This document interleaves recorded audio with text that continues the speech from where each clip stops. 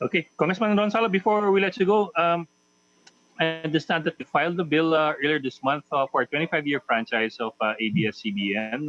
But in that bill, you also called for a strong set of regulations. Before I go into that, tell us how it's going in the House of Representatives. May papasa anytime soon o mabibigyan at all ng franchise ang ABS-CBN?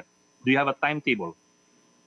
So far, ang instruction lang, guidance lang po kasi sa amin, hayaan muna na magkaroon ng hearing fairly and objectively dun sa mga concerns that are being raised against dun sa franchise as well as those dun sa mga four. So yun po yung pinag-uusapan pa lang po ngayon. So basically yung timetable, hindi po ako privy dun sa timetable. Ang sa akin, to participate as much as I can doon sa hearing.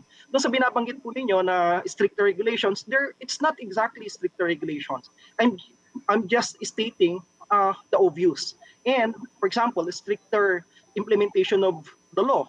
Ayun yung sinasabi po natin. Kasi nakikita po nga po natin, this arises also from the issues na maraming mga allegedly violated yung violations yung ABS-CBN. Kaya sinasabi po natin, then it should be, hindi pwedeng standard ng isang kumpanya o standard ng industriya ang gagamitin. May parameters, may standards na sineset ang DOLE, for example, when it comes to labor laws. Hindi dapat ang susundin natin yung parameters ng sino man, kundi kung ano yung parameters na inadapt po ng batas at ng DOLE, at in-implement ng DOLE, which should be made applicable to everyone. But Kong, you're also calling for a provision, for putting in a provision requiring impartial and balanced reporting, if I read the news article correctly. Now offhand, that sounds like it makes sense. Pero let me ask you, is there anything in the law that requires impartial and balanced reporting by any media company? I mean, is that even in the law? Is that even in the Constitution? I mean, isn't that prior restraint? Can't a media organization have a position to begin with? Wouldn't that be a denial of freedom of expression? But at the same time, you cannot also deny the freedom of expression of the government. So it's sinasabi lang po natin dito. Yes, and sir.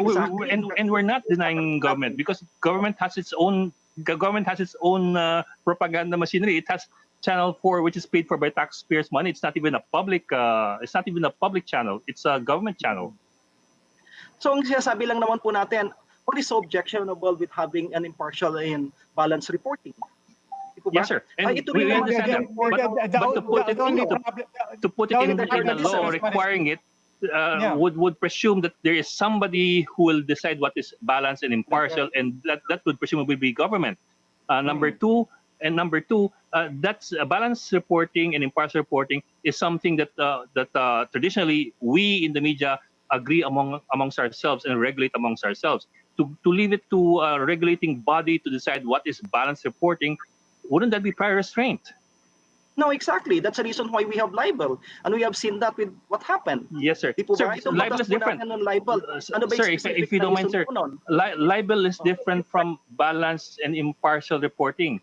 Let me give you an example. Yes. Libel is different from, for example, in other countries, a media organization can have a political position. And that is not impartial. But that is not libelous. Those are two different concepts. Yes, pero ang sinasabi ko po rito, pwede mo pong gamitin po yun as a parameter. So for example, yung sa libel, sino pong nagpasa po ng batas na yon? It's Congress.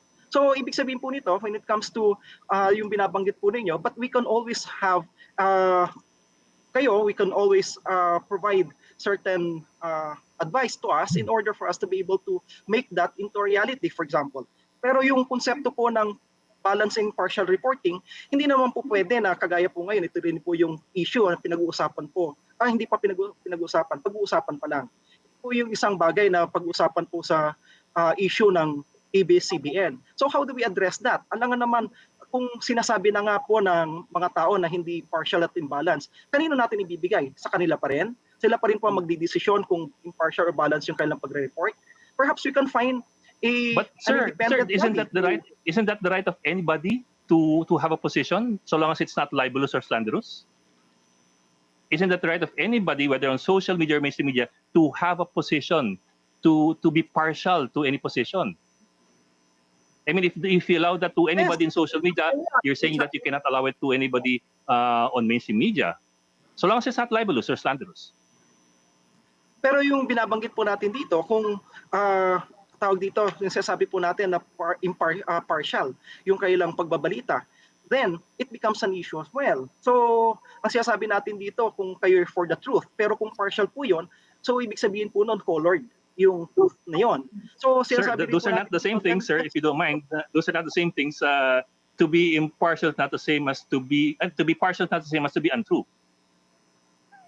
I'm sorry, but those are different things. In any case, I think, Congressman, the question is, you really believe that you can legislate impartiality?